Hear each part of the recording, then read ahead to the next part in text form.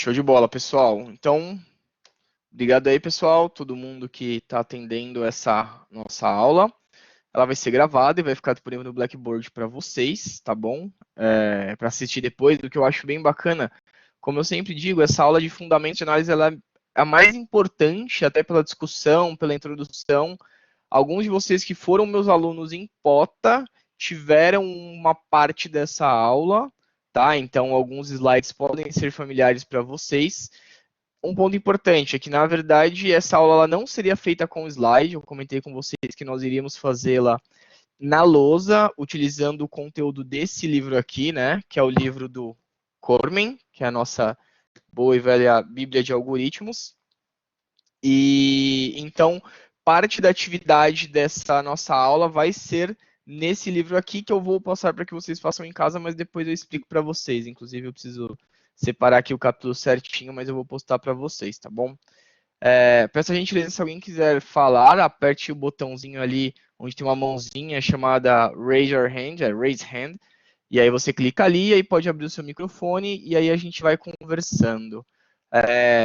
Para quem ainda nunca usou essa plataforma do Collaborate, ela é muito bacana, tem várias features legais, eu posso riscar aqui, fazer comentários, etc. Eu vou tentar fazer a aula de hoje mais tranquila, mais didática e um pouco mais teórica, como eu comentei, porque vocês vão ter uma atividade extra baseada no livro do Cormen, e a gente vai falar disso depois, certo? Então, eu acho que todos já estão aqui. Então, vamos começar, né? Temos aqui o Gil, o Gabriel, o Irã. Então, vamos lá, pessoal. Vamos começar. Então, pessoal, só um recado, a universidade tem passado recomendações, recados, conforme nós vamos trabalhando de forma mais remota. Porém, não hesitem de utilizar o meu e-mail, vocês sabem que vocês têm o canal aberto, vocês têm toda a liberdade para falar comigo, mandar e-mail, tirar dúvida, seja acessando via e-mail, quem tem meu telefone ou outro canal, me procure para as coisas seguirem tranquilas, não tem por que ficar com dúvida ou com algum problema que seja. Então vamos falar hoje de fundamentos de análise de algoritmo, né? Vamos começar a falar um pouco mais da importância, como que a gente analisa e etc. Tá? Então o que é analisar um algoritmo? Né? Eu já falei um pouquinho na nossa primeira aula, né, de introdução, mas coisas importantes. Você prevê os recursos que seu algoritmo necessita, desempenho, como você compara algoritmos, por exemplo. Uma coisa muito importante é se eu escrevo um algoritmo A e outra pessoa escreve o algoritmo B e ambos resolvem o mesmo problema, nós precisamos ter parâmetros agnósticos para dizer, olha, o algoritmo A é mais rápido que o B. E não pode fazer aquela piadinha do, o meu é em Python, o meu é em Ruby, o meu é nisso, o meu é em PHP, que seja. Isso não é um bom parâmetro para nós medirmos eficiência de algoritmo. Nós temos que ter um método matemático rigoroso para que nós possamos analisar esse tipo de coisa, né? E nós, hoje, temos muitas questões importantes relacionadas à análise de algoritmo, que no passado era enxergada e tratada de uma forma, mas hoje é muito importante e muito real ao nosso dia a dia, principalmente com microserviço, né? Quando a gente fala de algoritmo, tem coisas importantes como que envolvem o software, né? Memória, largura da banda de rede, o hardware que você ouve, entre outras coisas. Só que a gente não pode levar o hardware em consideração para analisar o algoritmo, a gente não pode levar a largura da banda de rede que está trafegando a informação, a gente não pode levar o sistema operacional, a gente não pode levar também a questão do compilador, etc. Essas coisas, elas entram com relação a olhando o todo, quando você trabalha com aplicações enterprise nesse sentido, você olha um sistema e você olha ponta a ponta, né? Para quem teve aula de Pota comigo, eu expliquei uma vez como seria uma análise ponta a ponta, indo de onde começa a requisição de um site até olhando o gargalo de um banco de dados, né? Para dar meio que uma ideia, como que no mundo real que a gente se descabela com essas coisas. Mas no foco dessa disciplina, principalmente, é nós olharmos os algoritmos, como eles executam a sua complexidade e o tempo que leva, e chegarmos em um denominador comum onde nós possamos falar, olha, esse algoritmo é de uma família de funções e esse é de outra, e a sua relação de crescimento é dada por uma grandeza matemática. E somente quando nós chegamos em grandezas matemáticas que nós podemos afirmar que um algoritmo é mais ou menos eficiente que o outro. E um algoritmo ser mais e eficiente que o outro também não significa que ele é ruim. Porque nós temos estratégias onde algoritmos são combinados, como lá em Pota nós vimos alguns algoritmos mistos, né? Vimos o introsort, o team sort, que são algoritmos que estão presentes nas linguagens de programações que nós trabalhamos. E tem essas estratégias que podem ser combinadas. Então, meio que não existe um algoritmo ruim. Cada algoritmo tem um caso aplicado a uma situação. Então, eu vou relembrar um pouco dessas coisas de Pota, vou comentar algumas outras coisas, e aí a gente segue falando sobre esse tema específico hoje, tá?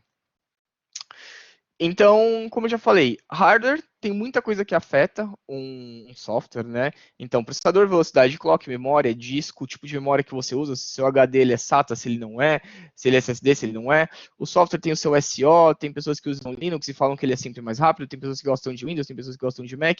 Você não pode tomar esses parâmetros como fatores de decisão em termos de um algoritmo é bom ou não. Como eu falei, a análise de algoritmo tem que ser agnóstica. Você tem que pegar o código, analisar ele, a forma que ele está escrita, a estratégia que foi aplicada, cada estratégia pode causar um impacto diferente, número de fors, while, chamadas de função, por exemplo, até mesmo uma recursividade, né? Para quem lembra a Fibonacci, apesar da Fibonacci recursiva ser muito elegante de ser escrita, essa Fibonacci recursiva ela pode ter um crescimento exponencial. Então, fazer uma Fibonacci recursiva não é uma boa, apesar de ser mais bonito o código. Então, não pode ser um tipo de parâmetro, certo? E outra coisa, o relacionamento de um tempo de execução de um algoritmo com o tamanho da entrada. Sempre que nós tomamos a decisão de analisar um algoritmo, a gente tem que pensar em como ele executa. E esse pensamento de como ele executa ou não é sempre olhando para ele e pensando, olha, qual que vai ser a entrada? Qual que é o tamanho dessa entrada? Normalmente, nós nos baseamos nas maiores entradas e nas menores entradas possíveis, porque a gente quer entender como esse algoritmo se comportaria com alguma entrada específica, certo? Então, qual que é a maneira geral de analisar um algoritmo? Considerar todas as entradas possíveis. Putz, professor, mas todas as entradas possíveis, isso de fato é possível de ser realizado? Sim, através de um ferramental matemático que nós vamos ver. Nós não vamos chegar num nível tão matemático ao ponto de esmiuçar essas equações, vamos fazer uma forma um pouco mais abstrata, simplificada, que também nos permite chegar a essas informações, mas através de ferramentas matemáticas que nós vamos ver daqui a pouco. A eficiência relativa de um algoritmo, né? Você tem que analisar independente software e hardware, já falei, e ela pode ser executada analisando as instruções de alto nível. Então você pega um algoritmo, linha a linha, e você conta quantas vezes aquela linha se repete e qual seria o custo atrelado àquela linha que você está executando. Quando nós pensamos nisso, em termos de análise de algoritmos, nós temos que ter em mente um modelo computacional para que possamos fazer essa execução, né? Como se fosse um teste de mesa. Então, no nosso caso, nosso modelo de execução para análise vai ser um processador, ele pode usar memória RAM, as instruções são top-down, uma depois da outra, e são sem operações concorrentes, ok? Então, é um algoritmo executado do começo ao fim.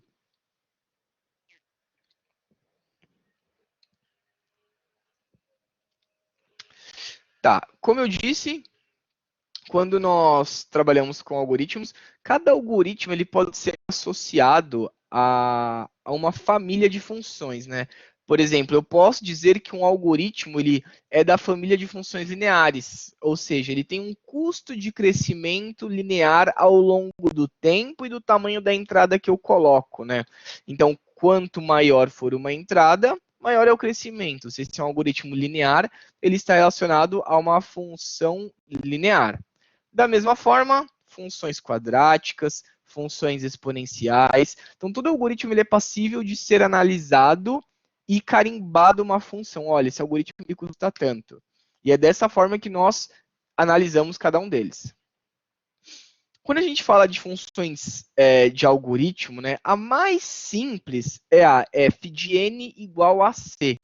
Ou seja, é a função constante.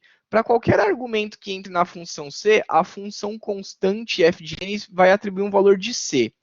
A g de n sendo 1 é a função constante mais básica. Então, se você olhar para a função g de n igual a 1, ela é a base de todas as funções constantes. Porque se nós olharmos aqui, essa g de n, que na verdade nós estamos falando do g de n igual a 1, vezes qualquer que seja o c, ela dá qualquer função constante simples. Então, vamos supor que f de n é igual a 5g de n. O que significa isso? Não importa o tamanho do meu n, vai sempre custar a minha função c vezes g de n. Se o meu c é 5, então vai ser 5 vezes 1. Nesse caso, para qualquer n, a minha função vai custar sempre 5. Legal, pessoal? Então, essa é a função mais básica, né? Só para lembrar um pouco, né, aterrorizar vocês com saudades do ensino médio, mas logaritmo, né? Logaritmo tem um papel muito importante dentro da análise de algoritmo, principalmente porque ele expressa a relação de árvore, né? Não sei se vocês lembram, lá em Pota nós vimos um pouco disso, e lá em estrutura de dados vocês também veem um pouco de árvore, e vocês percebem algumas coisas com relação à altura da árvore, ela é expressa através de um cálculo que utiliza log, que representa também a quantidade de números naquele nó. Então, o log ele é uma função que nós também podemos atribuir a um algoritmo. Falar, olha, tal algoritmo, ele possui tal função atrelada a ele, e essa função ela é logarítmica. Até. Só para lembrar, por definição, né, log de 1 na base b é igual a 0, e aqui tem a fórmula que vocês decoram no ensino médio em como que se resolve um logaritmo através de contas, né?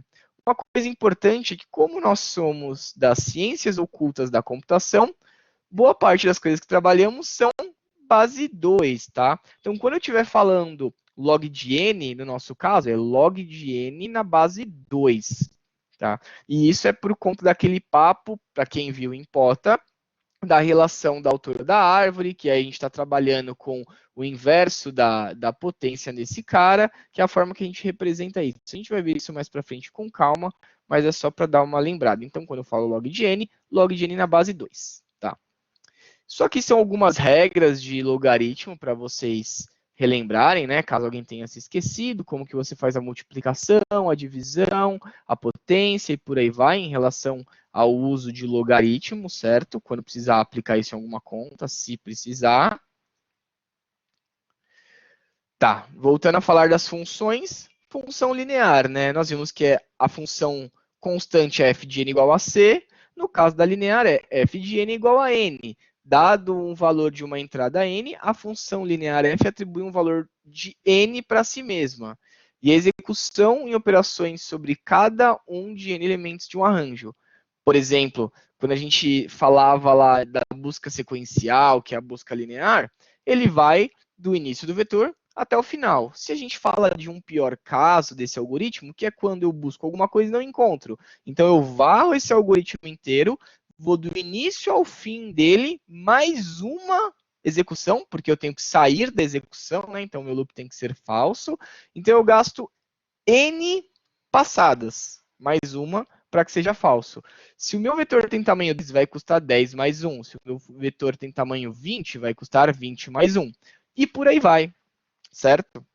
Então, é uma função linear que cresce de acordo com o crescimento no tamanho da entrada n. Legal? A função n log n, né, ela atribui uma entrada n, o valor de n multiplicado pelo logaritmo de n na base 2, lembrando.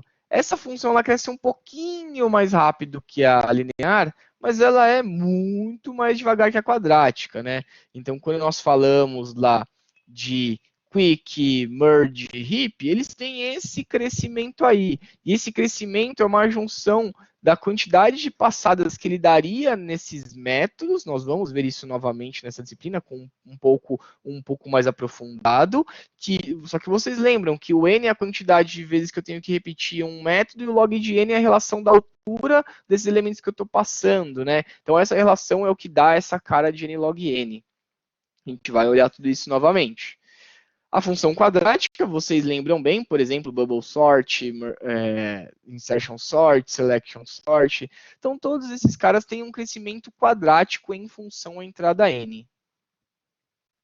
A cúbica, que também faz parte da classe dos polinômios, né? Cada valor de n que entra, ela faz o crescimento da função ao cubo. Então, com isso, ela faz com que os crescimentos sejam ainda mais acentuados. Aí a função exponencial, como eu já tinha comentado do Fibonacci, né, fazer a versão recursiva é bonita, mas custa muito porque ela custa 2 elevado a n, certo? Então, a função exponencial é uma das piores funções que nós temos para representar um custo de um algoritmo, ok? Mas, claro, nós temos que ter sempre em mente que existem algoritmos que possuem limitações. Então, em algum momento, nós chegamos em um algoritmo bom o suficiente, no sentido de que não dá para melhorar. Por exemplo, para quem já cursou grafos ou ainda vai cursar, nós vamos ver algoritmos lá que são muito custosos, que são cúbicos ou que são exponenciais, e não tem uma solução melhor para esses algoritmos. O que nós fazemos é, nesse momento, quando não, em termos de solução algorítmica, não conseguimos resolver o problema, nós corremos para a tecnologia. E aí nós trabalhamos com computação paralela, de alta performance, trabalhamos com cluster, entre outras coisas. E aí você traz a tecnologia para nos ajudar com relação ao limite em que nós chegamos, ok? Aqui regras de expoente também para lembrar um pouquinho dessas continhas. Tá, uma coisa importante são esses grafos aqui que nós temos. Comparativo entre funções, né? Se nós olharmos aqui, ó, a função constante, ela é essa função aqui que nós temos. Ou seja, não importa a entrada do n, ela sempre vai custar a mesma coisa. Lembrando que a função constante básica é g de n igual a 1. Nesse caso aqui, ela custaria sempre 1. Ok? Agora, olhando a função de logaritmo, que é essa daqui. Olha lá aqui, ó, logaritmo. Essa função de logaritmo, ela já cresce um pouco mais que a constante, mas se você perceber, ela está bem distanciada da função linear. E a linear nós sabemos que é uma função muito boa. Nós vimos algoritmos lineares muito eficientes em termos de ordenação, que é o count sort, o radix sort e o bucket sort. Então esses caras são lineares, são muito rápidos. E olha a diferença de uma função puramente logarítmica para uma puramente linear. Então tem uma diferença. Mas agora, se nós olharmos, por exemplo, para n log n, que é essa daqui, olha a diferença do acentuamento do crescimento entre uma entrada n nesse tipo de algoritmo. Se a gente olhar isso, você pode pensar, nossa, mas é muito custoso, né? Mas vale relembrar que o Quicksort, que é um dos algoritmos mais rápidos em termos de ordenação que nós temos, ele é n log n. E ainda assim, se você for olhar graficamente, dá uma sensação de que ele é muito custoso, mas são as proporções do crescimento em função a uma entrada n. Então é sempre bom ter em mente essas relações aqui. E cada algoritmo pode ser atribuído um custo específico, determinado por uma família de funções. Agora, olha aqui que interessante.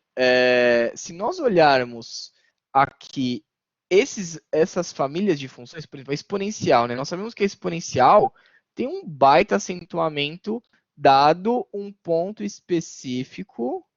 Se nós olharmos aqui, ó, tem um ponto aqui que temos uma disputa entre a exponencial e a cúbica. Se nós olharmos o crescimento do n, aqui embaixo nós temos a n log n a quadrática, tá? Só para vocês verem o contraste dela com relações ao crescimento dessas outras funções. Se nós olharmos aqui a cúbica e a exponencial, em algum momento a cúbica é um pouco mais rápida do que a... Desculpa. É um momento, a exponencial é um pouco mais... Custa um pouco menos do que a cúbica, mas a partir de um certo ponto aqui, elas ficam completamente díspares, né? Então a exponencial acentua seu crescimento e a cúbica passa a custar um pouco menos, tá? Acho que o Gil está escrevendo. Gil, se você quiser liberar o seu áudio, se ele estiver funcionando, pode falar. Eu gostaria de perguntar aqui para vocês uma coisa específica. Ok. Olhando aqui para esse gráfico, né? Deixa eu ver se eu consigo achar a ferramentinha aqui. Tem o pointer, pencil, shapes, etc. Deixa eu voltar para os ferramentas aqui. Pooling. Multiple choice. Vou fazer aqui uma questão para vocês responderem. Aqui, ó. Em dois algoritmos foram desenvolvidos para resolver um problema A específico, certo? Ambos os algoritmos, nesse caso, resolvem o problema. Estou escrevendo aqui para vocês verem isso, tá? Ambos os algoritmos resolvem esse problema. Porém, opa, que pena, eu não tenho espaço suficiente para escrever aqui, tá? Então eu vou resumir aqui a pergunta e vou colocar. Ser mais sucinto. Problema X, algoritmo A igual exponencial e algoritmo B cúbico. Quais usar? A, B, os dois. Pessoal, eu mandei para vocês aí uma perguntinha, experimentando aqui o pool de questões. Eu não posso elaborar muito bem, mas respondam aí para mim, então. Se eu tenho dois algoritmos, né, que resolvem o mesmo problema, pô, Gil, já está perguntando se vale ponto? Cara, não é bem assim. Então, pensando sobre esses algoritmos, né? Então, um A é exponencial, um B é cúbico. Qual que eu uso para resolver o problema X? E os dois resolvem o problema. Pessoal, conseguiram responder aí? Vamos lá, mais 4 respostas.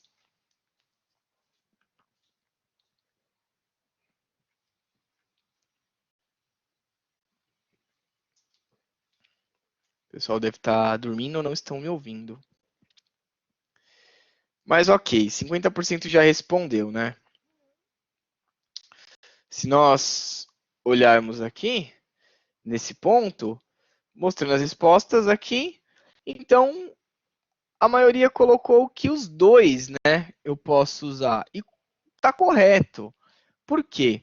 Tanto A quanto B resolvem um problema. Mas se nós percebemos uma coisa aqui, a função cúbica ela cresce mais que a exponencial até o ponto 10, né? A gente pode chamar esse ponto aqui de n0, que seja.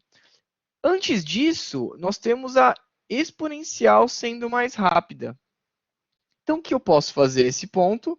Eu posso utilizar os dois algoritmos juntos em uma mesma função. Combinando esses dois algoritmos, eu posso me basear da seguinte forma. Se a minha entrada for menor ou igual a 10, eu faço o exponencial. Se a minha entrada for maior que 10, aí eu aplico o algoritmo cúbico. Com isso, eu consigo o melhor dos dois mundos. É como a galera que mistura a batata frita do Mac com um sundae. Dizem que fica bom, mas no algoritmo nós podemos fazer isso. Isso, de fato, é uma abordagem. Por exemplo, quando nós vemos lá o team sort, o intro sort, eles combinam o quick com insertion sort, o merge com o heap sort, essas coisas. Combinar dois algoritmos é vantajoso, mas você precisa conhecer os seus limites em termos de execução. Ok? Tem algumas coisas nesse slide com relação a dicas matemáticas. Alguns símbolos aqui estão quebrados por conta da plataforma que ela interpreta esses slides e mostra aqui pra gente, tá, pessoal? Mas os slides que eu postei lá no Blackboard, um deles é só sobre revisão de aspectos de matemática, com relação a log e essas coisas. A gente vai falar disso um pouco mais para frente, mas nós utilizamos essas coisas para analisar os algoritmos e encaixá-los em famílias de funções. Então, só para lembrar aqui, né? Símbolo de arredondamento, por exemplo, esse aqui é como a gente arredonda as notas, né, pessoal? Quando tem esse símbolo aqui, 4,64 vira 4, certo? E aqui no caso, né, tá faltando aqui, porque quebrou a imagem, esse símbolo aqui arredonda isso para cima, mas só para refrescar a memória. Então tá, quando a gente fala de analisar um algoritmo, o que a gente leva em consideração, né? Por exemplo, o que é importante? Atribuição de valores a variáveis, chamadas de métodos, operações aritméticas, comparações entre dois números, acesso a um arranjo, segmento de uma referência para um objeto e retorno de um método. Tá? Então, algumas coisas eu vou comentar para vocês, mas, por exemplo, nós sabemos que se eu tiver uma linha desse tipo aqui, ó, deixa eu ver se eu consigo escrever, int x igual a 2 mais a. Por exemplo, int x igual a 2 mais a. Nós sabemos que aqui acontece um monte de coisa, né? Tem uma soma, tem uma variável que é recuperada com o seu valor e ele é somado a 2, ele é atribuído a uma variável declarada chamada x. Então acontece muita coisa por debaixo dos panos, claro, e essas são as operações primitivas que nós levamos em consideração. E quando nós analisamos, nós decidimos como nós encaramos essa análise primitiva. Se nós ignoramos mais algumas coisas ou se nós olhamos com mais detalhes essas coisas. Tudo depende do nível de abstração que eu dou. No final das contas, o objetivo é chegar a uma função comum para poder atribuir a um algoritmo. Nós vamos fazer isso. Então, por exemplo, quando a gente trabalha com análise, o que é importante é sempre focar em contagem de quantas operações primitivas são executadas. Então, como ele é top-down, né, primeira linha, segunda linha, terceira linha, se tem um loop, ele vai repetir essas outras linhas uma certa quantidade e contar quantas vezes essas linhas se executam. Nós usamos o número t como estimativa do tempo de execução do algoritmo e a gente assume implicitamente que os tempos de execuções de operações diferentes são similares. Por exemplo, nós sabemos que lá por detrás, bem na parte em termos de processamento, né, para quem estudou um pouco de programação, Assembler brincou com isso, ou para quem já brincou com a linguagem C, traduzindo para algum microcontrolador, você sabe que uma soma não é só uma soma, você tem que reservar um valor no registrador, reservar o outro, colocar os valores lá e somar eles dois. Uma multiplicação é uma repetição de somas por debaixo dos panos, né? Então, nesse sentido, a gente ignora. A gente diz que uma multiplicação vai custar o mesmo em termos de tempo que uma soma. Então, x mais 1 demora o mesmo tempo que x vezes 2, certo?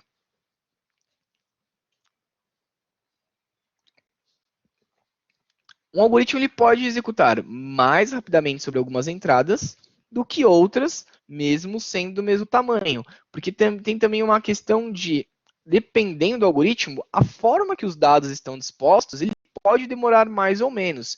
Lembra lá do Quicksort, por exemplo? Ele é o mais rápido. Mas se você coloca um vetor de tamanho 100 e ele não está tão bagunçado, quer dizer, ele está mais ou menos bagunçado, ele vai legal. Mas se ele está com o vetor invertido, ele cai no seu pior caso, que é quando o algoritmo vai executar o quicksort de forma quadrática. E isso vai demorar muito tempo, certo? Então, tamanho 100, vetor invertido, pior caso. Tamanho 100, uma dispersão mais justa em termos dos dados, significa para a gente que o algoritmo vai chegar na sua execução, que é o n log n, ok? Quando a gente analisa um algoritmo, né, a ideia é obter o tempo de execução como uma função em relação ao tamanho de entrada. Então, entra um dado de tamanho n, e aí a gente calcula o tempo disso, certo? E a gente olha o pior caso, que é quando o algoritmo tem a sua maior entrada, né? Quando que ele vai, de fato, dar ruim. O caso mais simples, que é o melhor caso, é fácil de chegar nele, né? Porque ele é trivial. O caso médio é um pouco mais difícil. Vamos falar um pouquinho dessas coisas daqui mais para frente, tá? O pior caso, nesse sentido, ele é mais fácil de ser realizada do que o caso médio, né? Quando a gente fala de pior caso, eu quero saber quando que o algoritmo vai dar ruim. Por exemplo, busca sequencial. Quando que dá ruim? Quando você vai até o final do vetor e não encontra o que você está buscando, certo? Mas o melhor caso é fácil. Qual que é o melhor caso? Quando você procura e encontra na primeira posição. Então o custo foi super baixo, a sua primeira posição encontrou, saiu do algoritmo, certo? Quando a gente está falando do caso médio, né? A análise do caso médio, matematicamente falando, seria a relação de todas as probabilidades em termos de entrada do algoritmo. Então, seria a média de todas essas probabilidades. Então, é um pouco mais desafiador. Tem algumas formas mais simples de identificar, nós vamos ver essas formas, mas o caso médio é um pouco mais desafiador nesse sentido, tá? Quando a gente lida olhando para o pior caso, é uma abordagem do tipo, se no pior caso isso aqui vai dar bom, então significa que nos outros casos vai seguir sendo bom da mesma forma, tá? Nem sempre é uma verdade, ok? Porque, por exemplo, o quicksort, o pior caso é quadrático. Eu sei que os outros casos dele são muito bons, que é o caso médio e o melhor caso, que é n log n. Mas o pior caso é quadrático. Então, tem que ter esse tipo de atenção. Mas nesse caso, quando o pior caso é bom, todos os outros casos implicam em serem bons também. Tá? Então, legal. Como que nós chegamos nesse tipo de análise dos algoritmos? Qual que é o ferramental matemático que a gente tem para fazer isso? Hoje nós temos uma coisa chamada notação assintótica, né?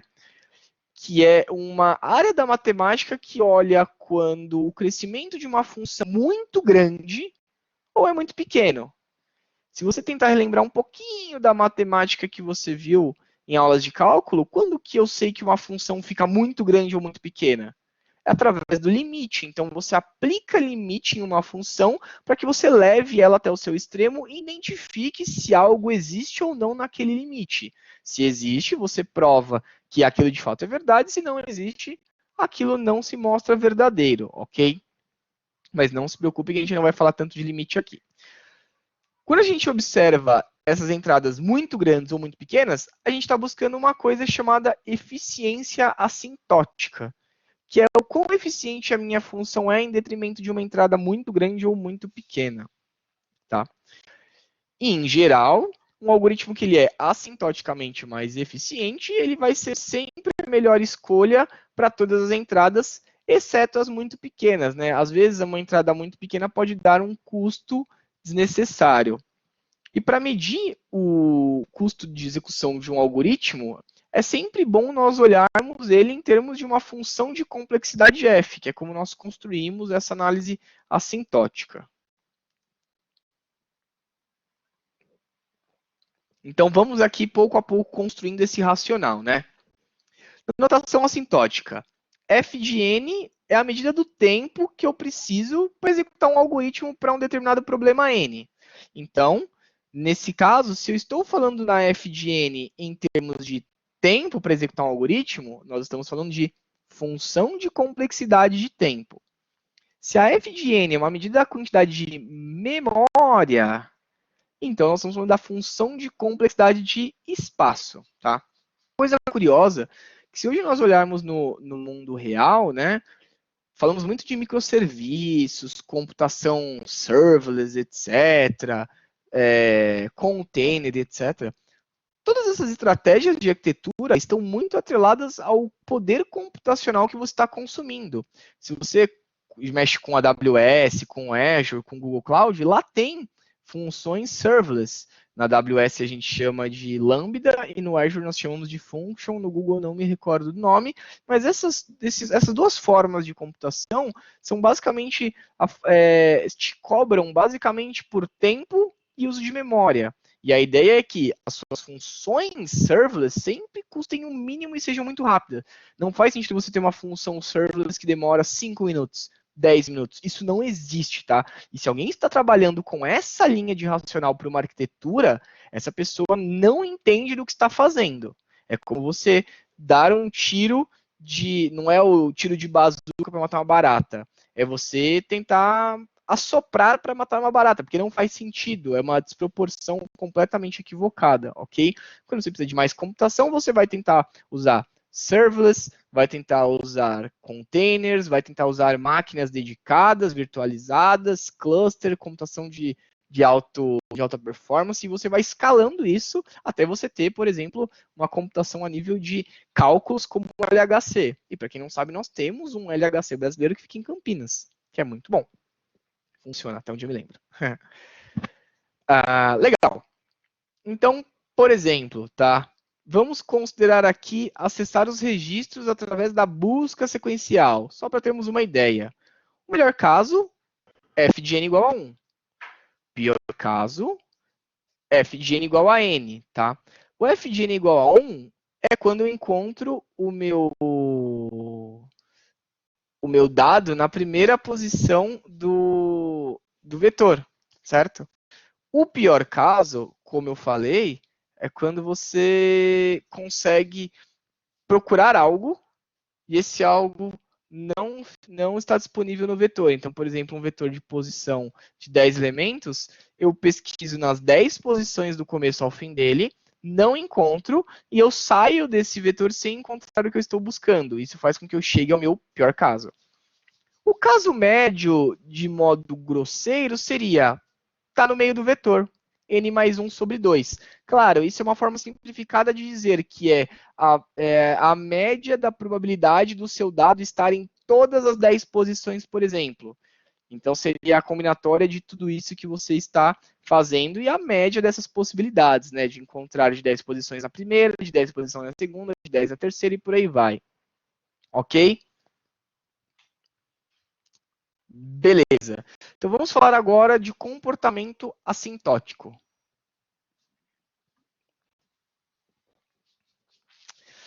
Falando de comportamento assintótico aqui, pessoal. O comportamento assintótico, ele representa o limite do comportamento do custo quando n cresce, tá? Para uma dominação assintótica, nós temos três notações.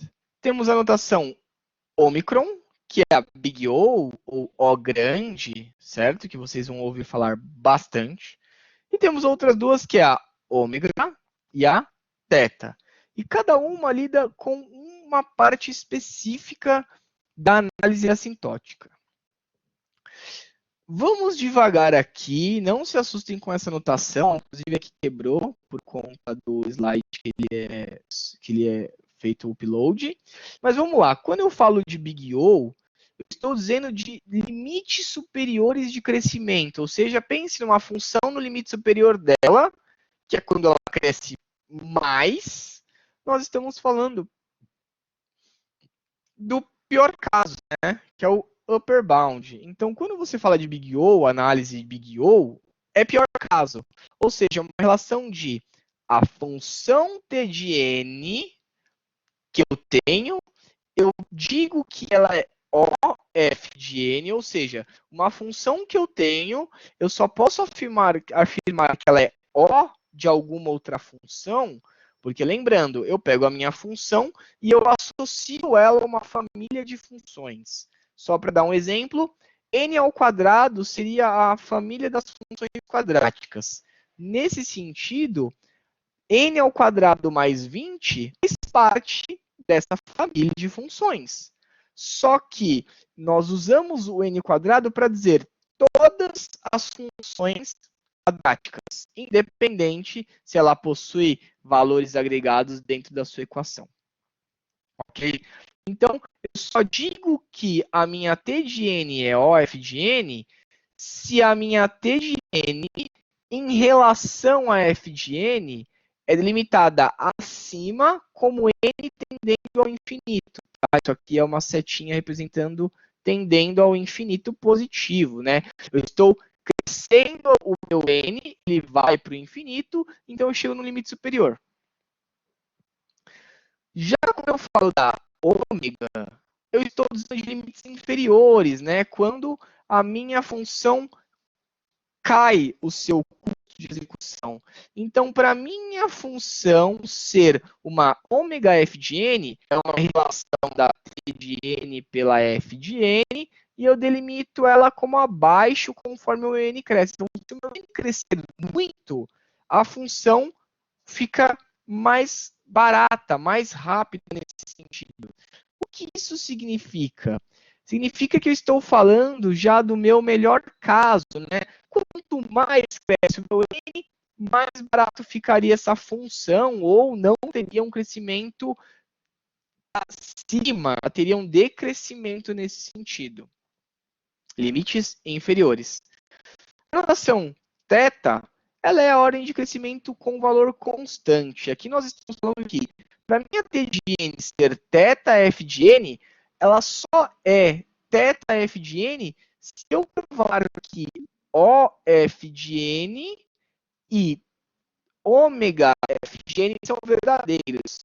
Então, vamos ver aqui o que significa essa θ na prática. Mas a θ está dizendo que eu tenho uma OF de n em cima, uma ômega f de n embaixo, e a minha f de n está entre as duas, ela está no meio das duas. Isso a gente pode tirar uma ideia de que seria o caso médio entre um limite superior e um limite inferior. Mas vamos ver isso graficamente como fica, tá, pessoal?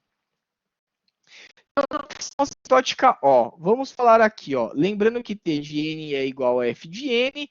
Essa aqui é a nossa função que eu calculei do meu algoritmo, analisei ele, calculei e cheguei aqui, ó. Minha função é 2x ao quadrado mais 30. Que seja, eu faço uma análise dessa minha f de n em relação a uma cg de n, que é uma outra função que eu quero provar se, de fato, essa cg de n ela tem um limite superior em relação a f de n. Tá? Vamos olhar aqui um pouco do que a teoria nos diz. Não se assustem, porque é só letrinha complicada, mas na prática é muito simples. Eu só posso dizer que a minha t de n é OG de n se existem constantes positivas c e n0, tal que t de n é menor ou igual a cg de n para qualquer n maior ou igual a n0. Tá? O que isso significa? Eu tenho a minha t de n, que é essa função aqui, ó, que eu já mostrei, essa daqui. Eu tenho que provar que ela é menor ou igual a essa função aqui, ó, cg de n, para todo n maior ou igual a zero. O que isso significa? Se nós olharmos aqui nesse gráfico, entre o eixo x e o eixo y, aqui onde está crescendo o meu n, tem um ponto chamado n0. Antes desse n0, percebam, a minha função f de n, inclusive, teve um crescimento maior que a minha cg de n. Tá? Só que, a partir de um ponto aqui, n0, elas nunca mais tiveram um comportamento como deste lado aqui. Ou seja, desse ponto para cá, elas se limitam num comportamento onde a CG de n vai estar sempre acima dessa f de n. Então, eu consigo matematicamente dizer, olha, seria uma coisa do tipo, eu consigo mostrar que n ao quadrado mais 3, ela é menor ou igual cg de n ao quadrado? Eu preciso provar esse tipo de coisa aqui. Nós vamos depois fazer um exercício para olhar esse tipo de coisa. E o trabalho que vocês vão fazer para essa aula em específico é dar uma estudada um pouco mais profunda nessa teoria. Então, eu tenho aqui uma F, desculpem aqui que é meio difícil de escrever, tá, pessoal? F de N, que é esse pedaço aqui, ó.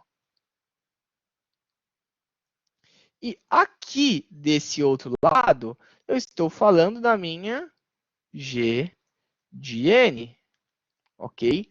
Então, o que, que eu preciso provar? Eu tenho que provar que esse cara aqui é menor ou igual que esse outro cara da direita. Só que eu preciso de provar isso como? Eu preciso encontrar uma constante, e essa constante eu preciso associá-la também a um n0, né? Eu preciso encontrar uma constante e um n0, que a partir daqui, essas equações elas sempre vão se mostrar verdadeiras nessa relação aqui, ó, na relação onde t de n é menor ou igual cg de n. Vinícius, você está digitando, se você quiser, pode abrir o seu microfone. Você consegue ou você está digitando?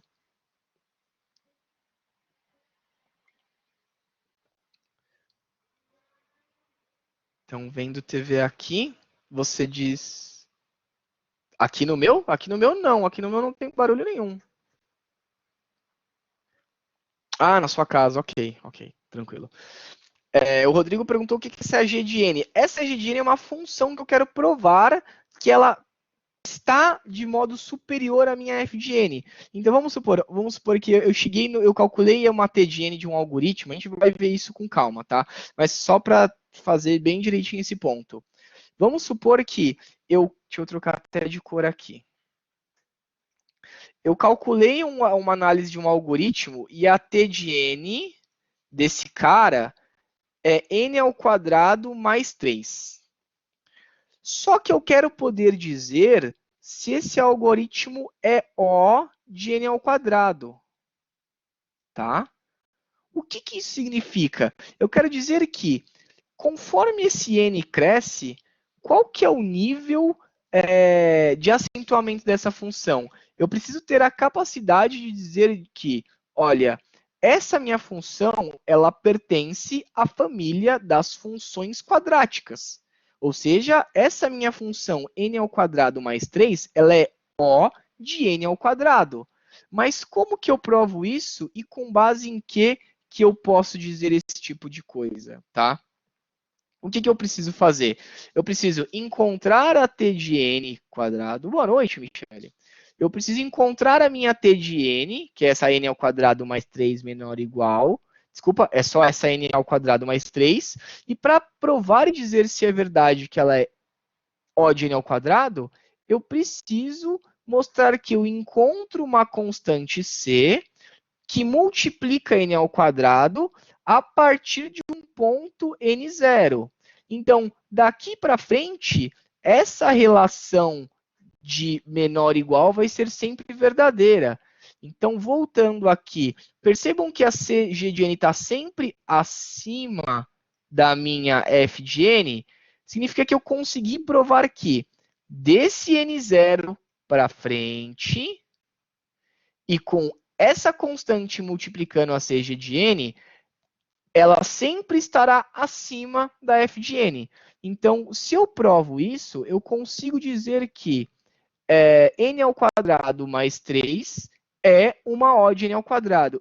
Isso, Rodrigo, a g de n você pode entender como uma função de referência, não um valor, ela é uma função de referência.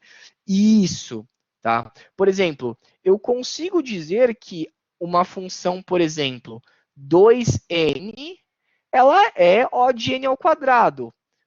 Isso até fica um pouco mais claro. Por quê? O de n ao quadrado, a gente já sabe que a função quadrática tem um crescimento muito maior que uma função linear. Então, a função 2n, por implicação, ela é O de n ao quadrado também. Porque ela, apesar de não ser uma função quadrática, eu consigo dizer que é verdade essa relação de 2n é menor ou igual a uma constante que multiplica n ao quadrado.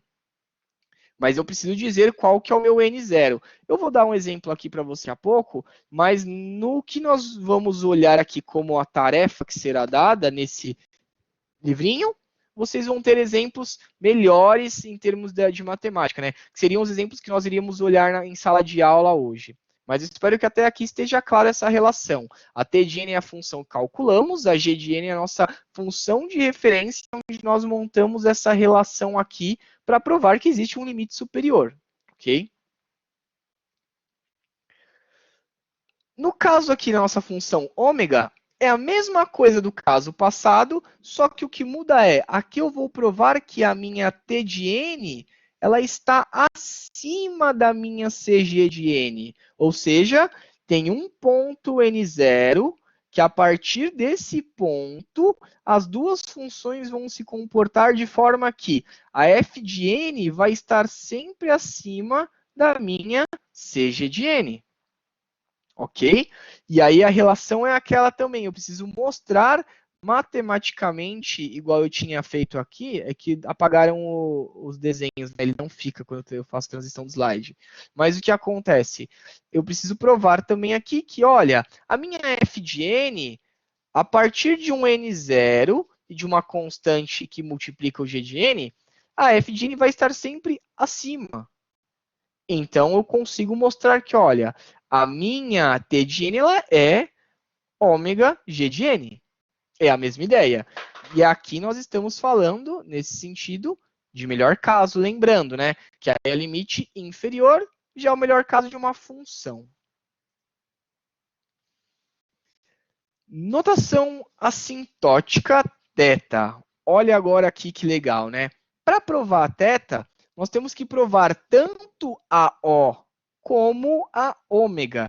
Então eu preciso encontrar o quê? Só que percebam aqui, espero que no slide não esteja muito pequeno, se você olhar aqui, a minha C1G de N, eu tenho uma C2G de N, para poder fazer uma relação. Então, eu tenho uma C2G de N que limita de forma superior, e eu tenho uma C1G de N que limita de forma inferior.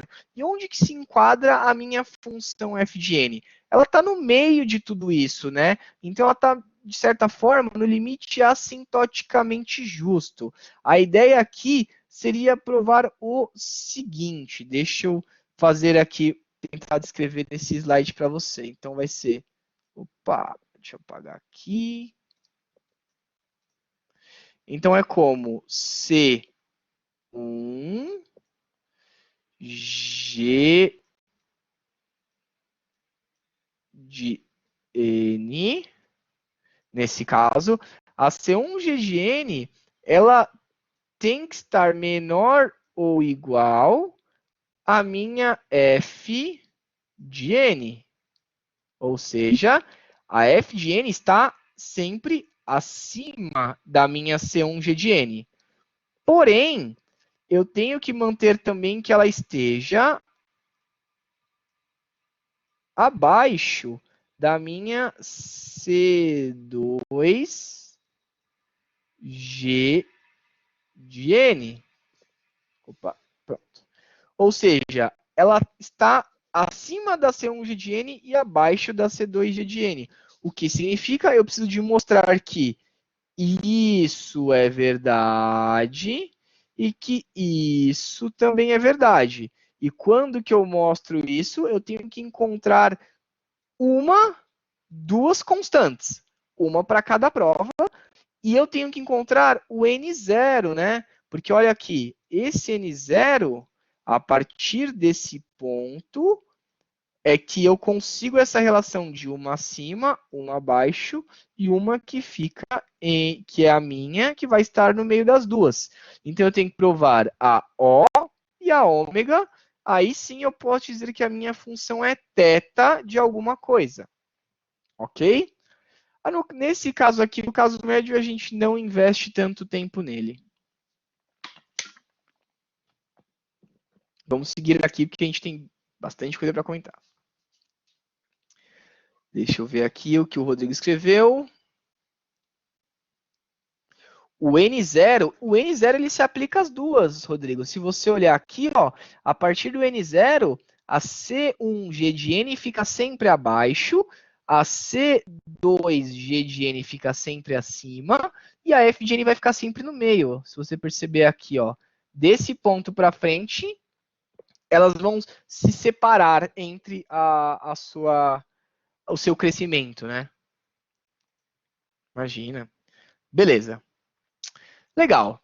Então, como eu já falei, no caso, a notação O tem mais importância para nós, porque o que é mais importante para nós é saber quando o algoritmo é ruim. E, no mínimo, tão complexo como, no caso, a ômega descreve. Mas não é tão importante para a conclusão prática que o caso trivial é meio que instintivo saber qual que ele é, né? Ok, falando um pouco sobre pior caso, né?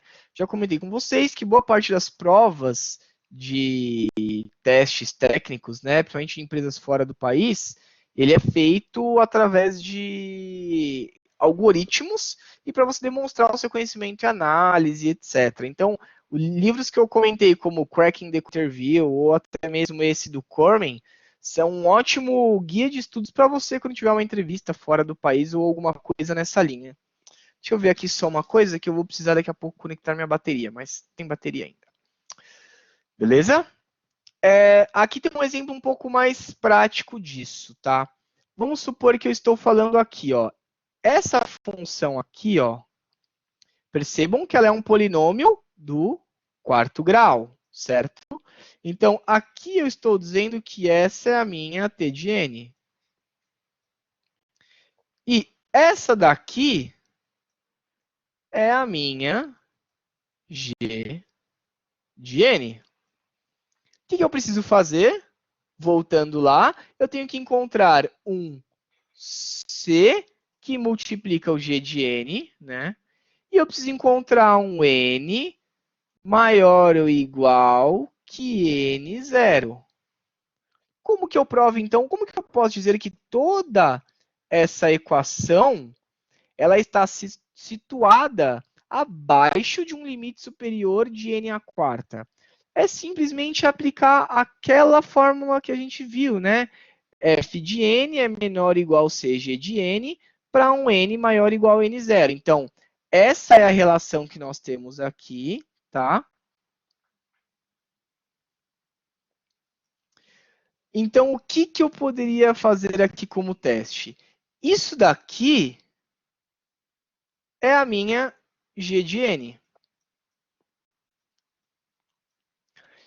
Isso que eu estou usando aqui, eu estou usando todos os fatores multiplicativos desses caras aqui, apenas para encontrar uma constante. E aí eu vou testar essa constante se eu consigo provar que isso é verdade. Então, se eu somo isso daqui, vai dar 15 n à quarta. Tá aqui, ó. O 15 que eu estou chutando é a soma desses caras. Então, minha constante é 15. Eu vou testar aqui o meu n maior ou igual a n0 começando em 1.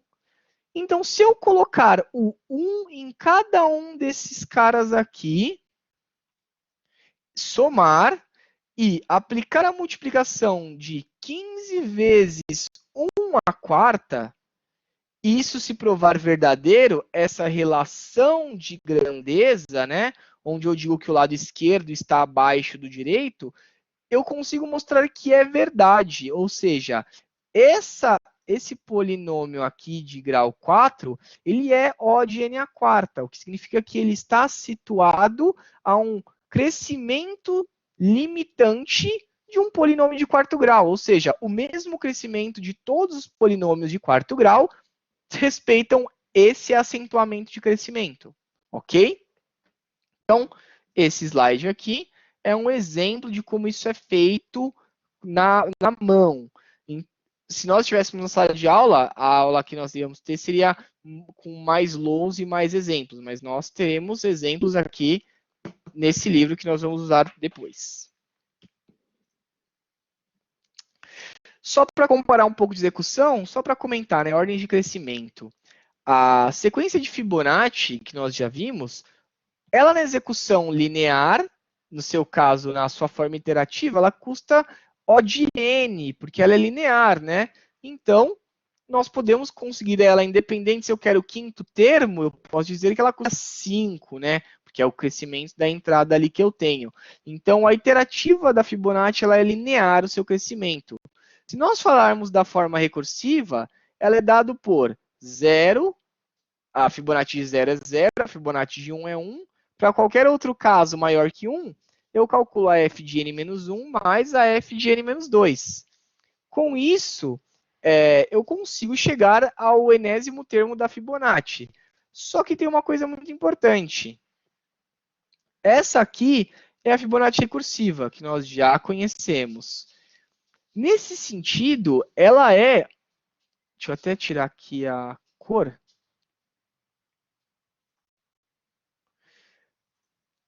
A Fibonacci recursiva, ela é, nesse caso, 2 elevado a n, ela é exponencial, tá? Então, por ela ser uma exponencial, se você tentar rodar esse algoritmo para 100, né, ele leva 3 vezes 10 a 13, né, anos. Se você tivesse aqui um computador onde cada operação levasse um picosegundo, 2 a 10 levaria centena, milhar, milhão, bilhão, 30 trilhões de anos. Olha quanto tempo. Então, é mais elegante escrever, mas não é muito boa em termos de eficiência, certo? Aqui no caso, olha só, escreve até um pouquinho mais, mas a versão iterativa dele é linear. Um forzinho aqui, umas validações para evitar alguns custos desnecessários, quando for 0, quando for 1, e só. Beleza, vamos fazer uma análise rápida aqui, né, nesse exercício. Busca sequencial, já estamos cansados de ver. Então, por exemplo, entra um vetor, entra uma chave que eu busco. A ideia é percorrer todo esse vetor até o seu limite. Se encontrar o que eu estou procurando, eu retorno à posição em que ele se encontra. E agora, qual que é a ideia por detrás disso, né? É analisar ele do começo ao fim, executando linha a linha, tá? Então, a gente vai olhar quanto custaria a linha 1, quanto a linha 2, 3, 4, 5 e por aí vai. Nesse sentido, nós vamos considerar principalmente quanto tempo repete cada uma dessas linhas, tá? Quantas vezes se repetiriam cada uma dessas linhas. Então, por exemplo, a linha 1, ela só é executada uma vez, ok? O que isso significa? Eu sei que está atribuindo aqui um valor, uma variável nova, etc. Isso tem mais custos em termos de computação, mas quantas vezes a linha 1 se repete? Uma vez, tá? Então, seria basicamente dizer que o custo C da linha 1 é multiplicado por 1, ok? Então, o custo da linha 1 vezes 1. Esse C1 eu estou abstraindo, porque eu não quero saber o quanto custa tudo isso daqui. Eu só quero saber quantas vezes se repete. Ele se repete uma vez. Uma única vez, certo? Então, C1 vezes 1, ok? Agora vamos contar a linha 2. A linha 2 ela é um pouco mais custosa. Se nós lembrarmos, ele está fazendo aqui a busca no vetor, né? Ele vai iterar daqui. Ou seja, para cada valor de i, de 1 a n mais 1, ou seja, n mais uma vezes. Lembrando, linguagem de programação, vetor base 0. Em algoritmo, pseudocódigo, a gente também pode usar que ele é base 1, tá? Para fins de estudo, ok? Então, aqui ele vai executar n mais uma vez. Vezes o quê? Vezes o custo da linha 2. Pessoal, eu sei que aqui tem um menor igual, aqui repete, etc. Mas é um custo que eu estou ignorando, tá? É custo de C2. Só quero saber quantas vezes se repete.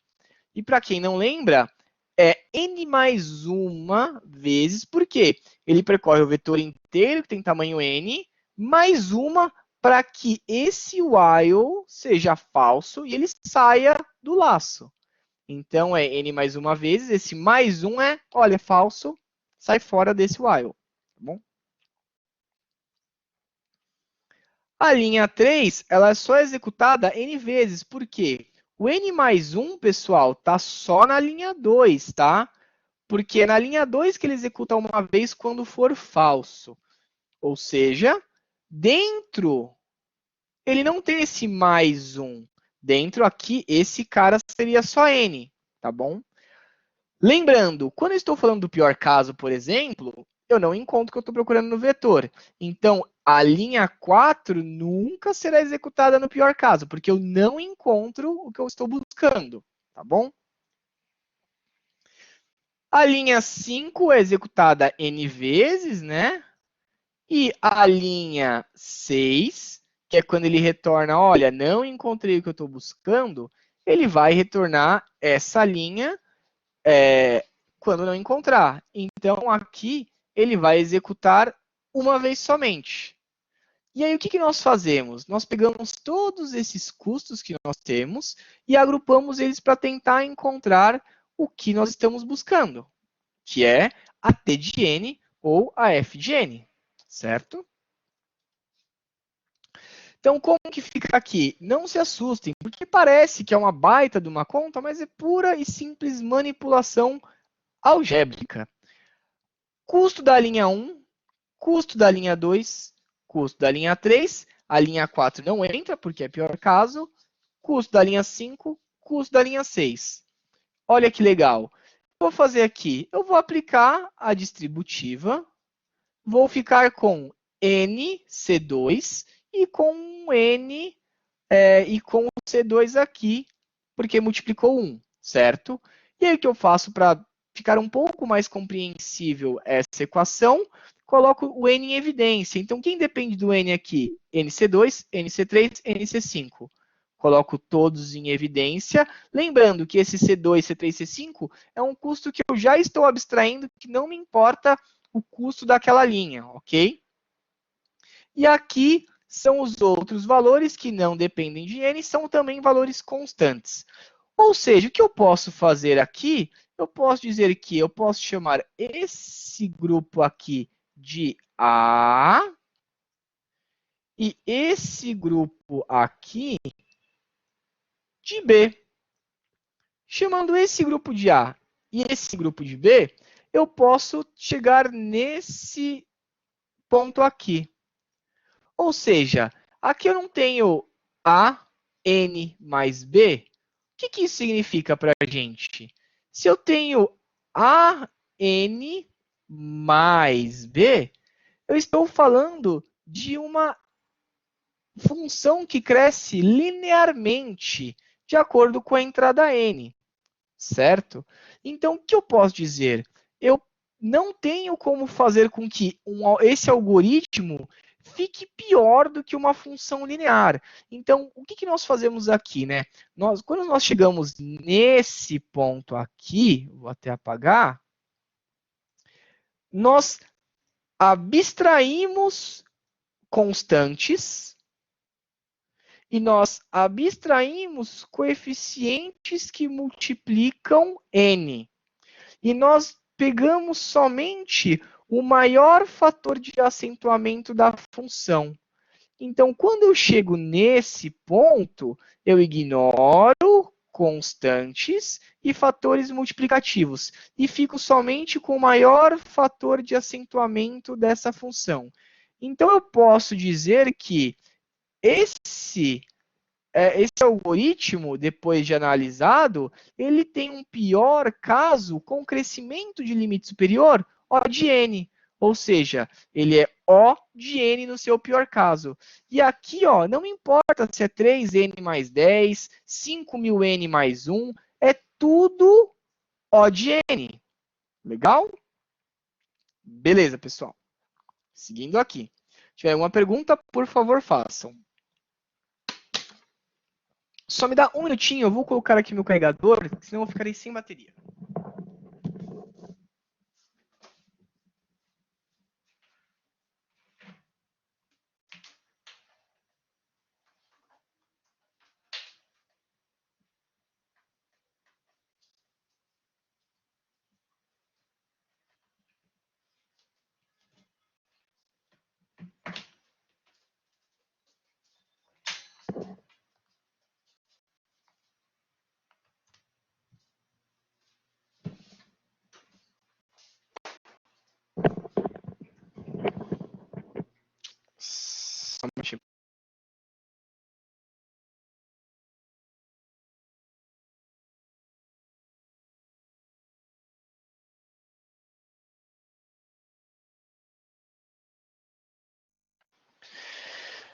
Bom, pessoal, voltando aqui, agora estou com a bateria.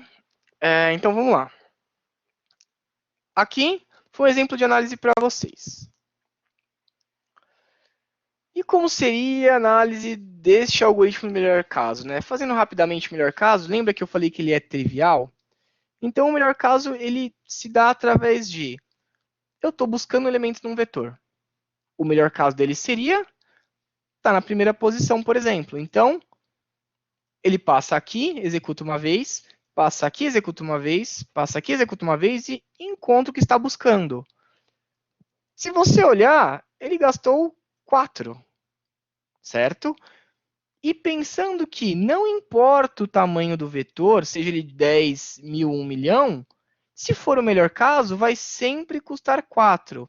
Então, o que a gente diz aqui? A gente diz que ele é O de 1.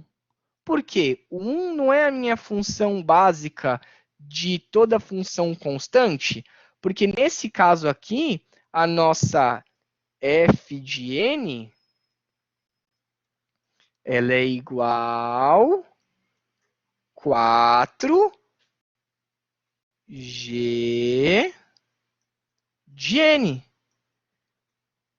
Lembram que a g de n mais básica é 1, falando da constante? Então, nós provamos o quê? Que nesse caso, nós temos o melhor caso sendo 4, com uma complexidade O de 1, ok? Então, esse caso aqui é o mais simples de se encontrar, né? Avaliando aqui um pouquinho, tá? Então, aqui eu vou falar um pouco de análise de algoritmo recursivo, vou tentar ir bem devagar para a gente não se perder, porque nós não vamos abordar algoritmos recursivos agora, mais no final do nosso curso, a gente vai falar um pouco de indução, né? Prova por teorema mestre, essas coisas, mas temos um pouco de tempo até lá. Aqui é uma análise um pouco mais macro de um algoritmo recursivo para vocês perceberem como que a coisa é feita. Uma coisa que é muito legal é que essa aula vai ficar gravada. Então, eu até já gravei algumas aulas. Eu vou postar uma delas no YouTube para vocês depois. Tem umas simulações que eu também faço com microserviços para mostrar um pouco do mundo real e do impacto que tem uma função boa ou outra. Mas essa aula vai ser legal estar gravada porque vocês vão poder estudar por ela, compartilhar com os colegas, seja lá o que for. Então, lembra do algoritmo fatorial, né? Dado um número n, calcular todos os seus fatoriais. Todos vocês não, calcular o seu fatorial equivalente, né? Lembrando que uma função recursiva, nesse caso, ela tem um caso base e ela tem a sua indução, né? A sua recursão, que é quando ela chama ela mesma. Então, quando é fatorial de 0 retorna 1, caso contrário, entra na recursão. Então, nós temos duas partes, né? Parte 1 e nós temos também parte 2. Nós temos que fazer a soma dessas duas execuções para podermos chegar até ao custo final dessa execução. Tá? Então, vamos lá. Aqui, infelizmente, quebrou um pouco o slide também, mas dá para a gente entender, né? Para fazer análise, a gente tem que dividir esse algoritmo em duas partes. A primeira é aquela primeira condição, se o n é igual a 0 retorna 1, a gente chama ela de T1, ou seja, é o primeiro custo, T1, que é o caso base dessa recursividade. Se o meu n for igual a 0. Se a condicional for falsa, ele cai na recursão. Mas aí o que eu tenho, né? Eu tenho o passo em que eu executo a recursividade, né? Que é o t de n menos 1, mais T2. Ah, o que é o T2? O T2, pessoal, é o custo de executar todo esse passo. Porque ele não tem um n vezes fatorial de n menos 1? Se nós olharmos aqui, ó, tem um custo da multiplicação, etc., tudo que rola nessa linha. E aquele t de n menos 1 é isso daqui, ó, fatorial n menos 1, que é a chamada que ele vai descer para o nível abaixo. Então, aqui, quando nós olhamos, opa, volta, é o custo da próxima recursividade mais o custo daquela execução em que eu estava. E isso tem um nome, né? A relação de recorrência. E aí você consegue resolver matematicamente coisas que têm relação de recorrência simplesmente pela repetição dessa recorrência. Então vamos ver aqui como que ficaria isso. Lembrando aqui, né? T de n é igual a T de n menos 1 mais T2 quando o meu n é maior que 1, certo? Então, quando eu entro na primeira chamada recursiva, o que eu estou fazendo é, o nível da chamada recursiva abaixo, isso vai crescer, né? Porque na primeira eu estou fazendo com n-1, depois eu estou fazendo n-2, depois n-3, depois n-4, porque até o meu n chegar no caso base, que é quando o meu n é igual a 0, certo? Então, quando eu faço o meu primeiro nível, que é esse aqui, no próximo nível, eu vou fazer o quê? T de n menos 2 mais T2, que é o quanto custa o próximo nível, mais o T2 desse nível aqui. E aí eu fico com essa equação se eu desço 2 níveis na recursividade. Se eu desço mais um nível na recursividade, é o quê? Essa T de n menos 2 vai virar T de n menos 3. T de n menos 3 mais T2, lembra que tem o custo da linha dela, com essa entrada na recursividade, mais 2T2, que é esse custo aqui. Então, eu desci mais um nível. Isso resulta em T de n menos 3 mais T3, certo? Então, aqui já deu para eu perceber algumas coisas, né? Olha só que engraçado. Então, a minha no primeiro nível vai custar 1 aqui, no segundo nível 2, depois 3. Isso também é verdade para o que multiplica aqui, ó. 1, 2, 3. Então tem um certo padrão. Lembra, né, que analisar uma recursividade, construir uma recursividade é identificar um padrão primeiro para que você possa replicar esse padrão através de autochamadas da mesma função. E para você analisar a complexidade, você também precisa encontrar esse padrão. Se nós olharmos aqui, tem um padrão, tem um T de n menos k mais kt2. Por quê? O meu n é o tamanho da entrada que está descendo na recursividade. Só que esse n vai até zero, não vai? Então, esse n, até chegar no zero, ele vai estar entre um range, né? Ele vai estar entre uma quantidade específica de valores. Então, se o meu k é maior ou igual a 1 e menor ou igual a n, eu estou nesse range que eu falei, que é do n que vai até o zero, excluindo o zero, tá? Porque o zero é o caso base, tá? A gente está falando de caso base, ok? Então, o k é enquanto eu executo e desço na recursividade, ou seja, eu vou terminar com t de n menos k mais kt2. Porque lembra que também aquele número ia crescendo com o passar do tempo? Então, quando eu executo a recursividade, eu caio nesse padrão aqui. Como a gente já sabe que a t de zero, que é o caso base, é t1, nesse padrão que a gente encontrou, isso acontece quando n é igual a k, né? Porque n menos k, para dar zero, é só quando n tem o mesmo valor de k. Então, eu posso dizer que a minha t de n, ela é a t de n menos k mais kt2, que é o custo de todos os níveis, o que, no fim das contas, se eu estiver falando de toda a minha execução, é o n menos k, ou seja, n menos n, fica zero, que é o custo do caso base. E o k, que também era n, fica nt2. Qual que é o custo do t0? É t1, né? O custo do caso base, a gente chamou de t1 lá na frente. E qual que, então, é o custo do passo da função? NT2. Se nós olharmos isso, T1 mais NT2 é a mesma coisa que uma AN mais B. Ou seja, essa recursividade, ela representa uma iteração, certo?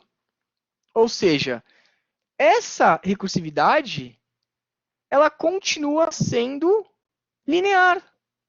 Eu posso dizer que esse algoritmo de fatorial, ele é O de N. Por quê? Ignora a constante, ignora o fator multiplicativo, sobra N. Ou seja, fatorial recursivo é linear. Legal? Essa é uma análise um pouco mais superficial de como a gente chega através disso. Identifica o padrão, através dele nós chegamos a essa relação de recorrência e a demonstração disso aqui, que é a nossa T de N, tá bom? Então esse é um exemplo de um recursivo. Pessoal, até aqui alguma pergunta?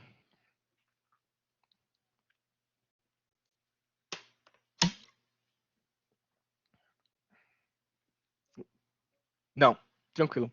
Legal, pessoal, fico muito feliz, porque essa aula está sendo bem tranquila e seguindo bem devagarinho, que é importante a gente ter bem segmentado esses conceitos. Eu falo um pouco lá em Pota, para quem foi meu aluno em Pota, e aí agora a gente vai um pouquinho mais a fundo, um pouco mais detalhado, usando aqui o nosso querido livrinho do Cormen, que é a base da nossa disciplina.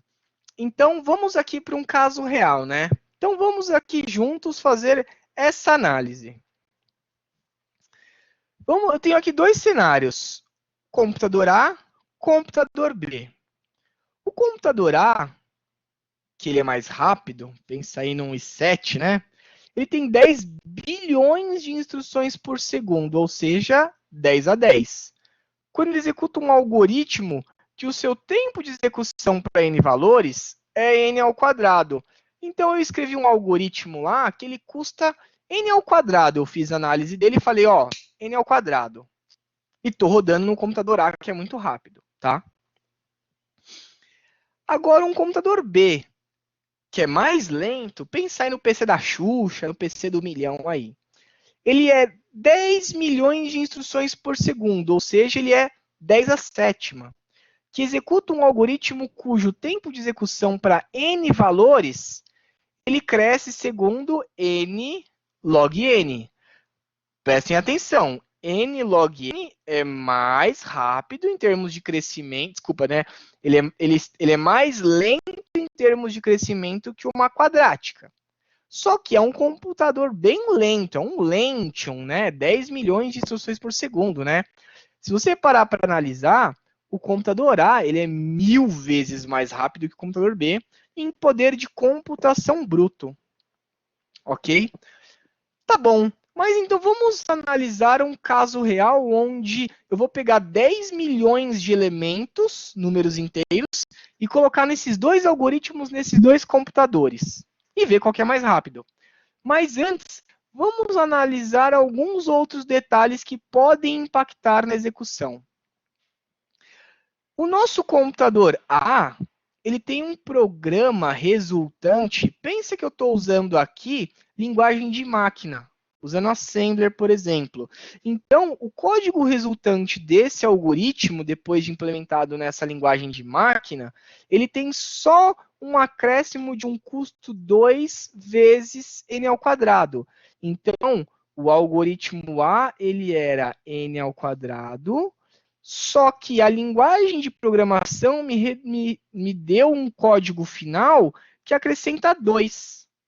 O que continua nesse sentido, aqui o 2 ele é um acréscimo pequeno em relação ao crescimento da função, tá bom?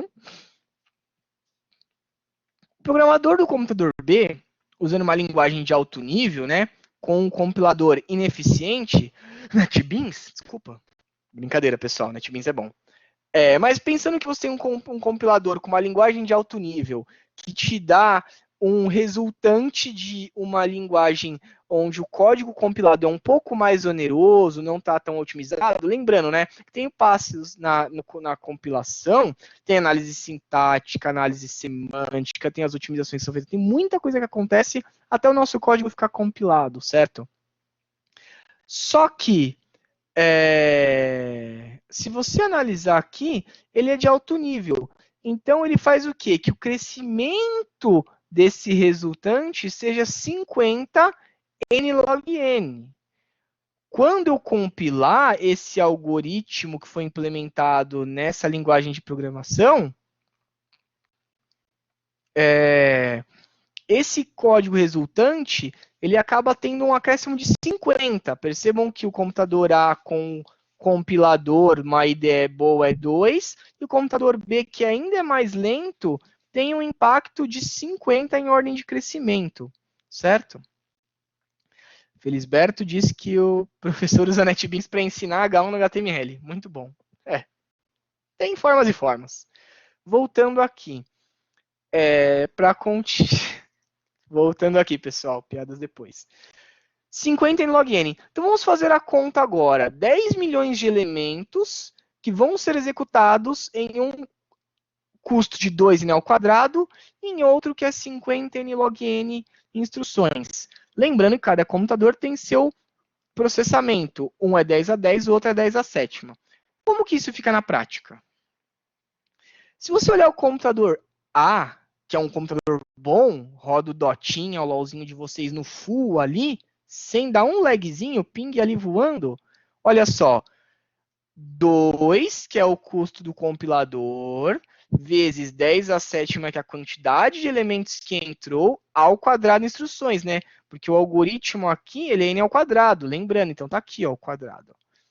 Dividido pela quantidade de computação bruta que a gente tem, que é 10 a 10 instruções segundos no computador A. Isso dá 20 mil segundos. O que é mais ou menos 5 horas e meia, né, em termos de tempo de execução. Já no computador B, que ele é mais lento, olha só, né? Ele tem aqui só 10 a sétima instruções por segundo, tá? Ou seja, ele roda talvez Tibia, certo? Ou Minecraft. Mas pensando aqui, então é 50, que é o custo do compilador com o código resultante.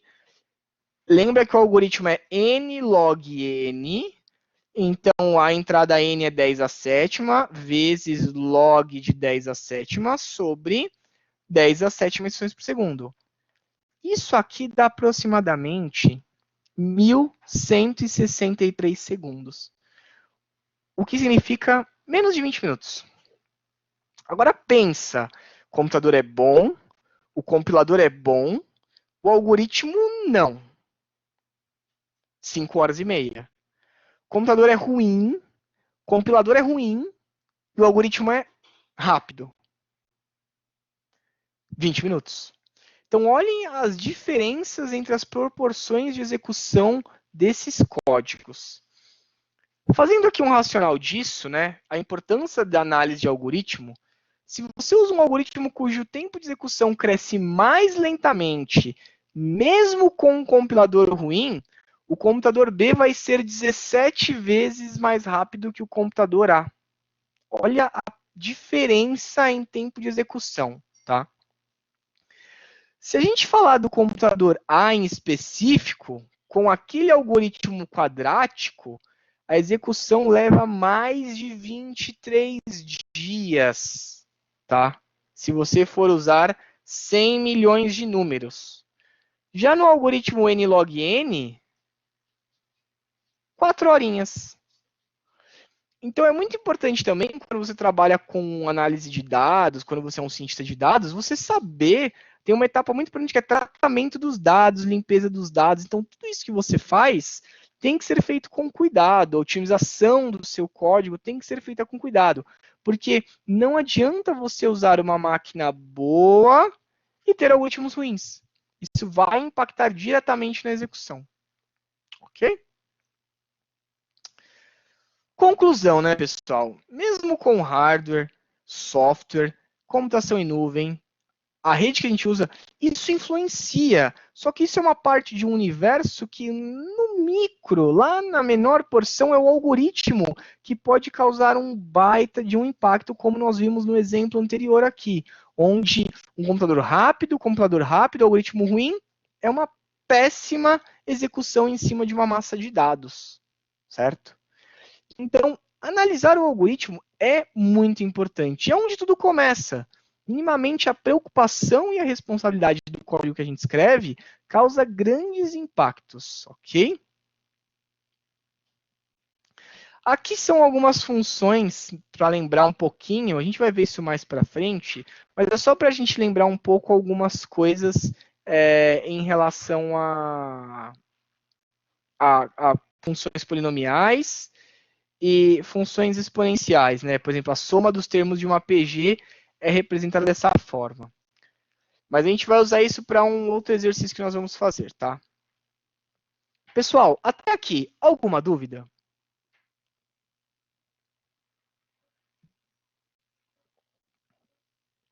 Legal, pessoal. Fico bem feliz mesmo, porque deu para fazer com muita calma essa discussão, apresentar pouco a pouco, o que é bem legal, tá? Só um detalhe aqui. Tem aqui alguns exercícios nesse slide, tá? Uma coisa que eu quero que vocês deem uma olhada depois, nesse exercício 1, que é um algoritmo de média calculada, tá? Esse algoritmo de média calculada, como que eu calcularia a complexidade dele, né? Se ele tem dois fors um dentro do outro. Eu já postei para vocês no Blackboard o passo a passo desse algoritmo. Inclusive, eu vou postar o vídeo dessa solução, dessa análise que está no meu YouTube, para complementar, para vocês terem um a mais. Então, como eu disse, essa aula ela é uma aula teórica, só que com uma pegada um pouco prática em termos dessas análises. Tá? A parte teórica hardcore vai ficar na atividade que vocês vão fazer usando esse livro aqui. Ok? Esse mesmo, Gil. Tá lá também. Então, pessoal, com relação a esse aspecto dessa aula, é isso que eu quero que nós tenhamos visto hoje. Eu vou passar para vocês o exercício que vai ser feito na aula de hoje, né, para entregar até a próxima aula, que é o reforço da parte teórica que nós vamos discutir. E aí, na próxima aula, nós já falamos um pouco de matemática e encerramos esse aspecto de análise, ok? Deixa eu só parar aqui a gravação da sessão.